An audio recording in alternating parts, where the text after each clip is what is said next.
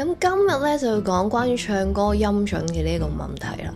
如果咧唱歌嘅時候經常走音咧，其實嚟嚟去去咧都係呢兩類人嚟噶啦。咁第一咧就係我喺唱嘅時候，我根本聽唔出自己走音嘅，係人哋聽翻我唱歌嘅時候咧話俾我聽，哇你走晒音喎，但我完全係自己聽唔出嘅。咁第二類咧就係我喺唱嘅時候咧，其實我已經知道自己走音噶啦。但係我就係唱嚟唱去都唱唔到嗰一粒音，唔知點做。咁講講第一類人先。第一類人呢係根本唔知道自己走音嘅，咁呢可以分呢一個嚴重程度去分類嘅。最嚴重嘅情況呢係我唱嘅時候唔知道自己走音咯，或者我有錄過自己嘅片嘅，我聽翻嘅時候呢亦都唔知道自己走音嘅，或者我連 key 都入唔到。我跟住個音樂伴奏唱嘅時候，其實唔同 key 呢，我自己都係唔知嘅。我有我唱，音樂有音樂去咁樣嘅。咁如果冇咁嚴重嘅情況呢，就係我唱嘅時候唔知道自己走音，但係我一錄低聽翻嘅時候，我就聽得出自己走音啦。咁呢一類朋友呢，唔好話分嚴唔嚴重嘅程度咯。咁通常呢，都係你聽到個音階之後呢，耳仔聽到個音階之後呢，大腦再轉化再唱翻出嚟嗰個能力係薄弱嘅。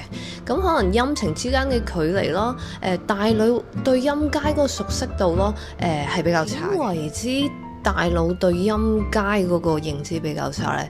就係好似打個比喻啊，我哋去畫一啲形狀嘅時候，咁我哋畫圓形、畫三角形、畫正方形，其實係好簡單嘅，因為我哋由細到大都好接觸呢一啲形狀係經常接觸嘅，咁所以要我哋畫翻出嚟咧係好簡單嘅。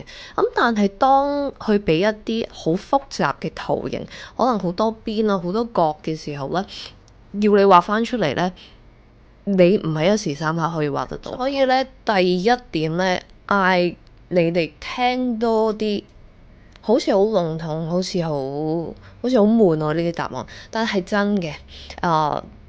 如果一首歌裏面特別快，你可能聽唔出根本每一粒音真正點唱嘅，你可能會略咗出嚟。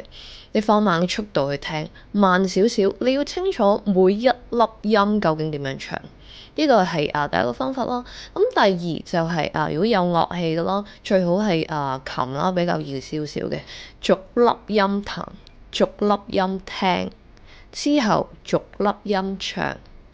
用呢個Vocal Tuner 又好，或者可以總之去對到音準嘅 app 又好，去唱翻出嚟，跟住唱翻出嚟，去睇下自己嘅準確度有幾高嘅。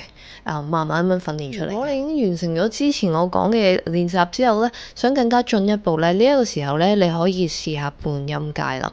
咁半音階咧就係半度之間咁樣升或者降嘅。咁半度嘅音程咧會再難少少嘅。咁所以咧呢一個一定係好好嘅練習嚟嘅。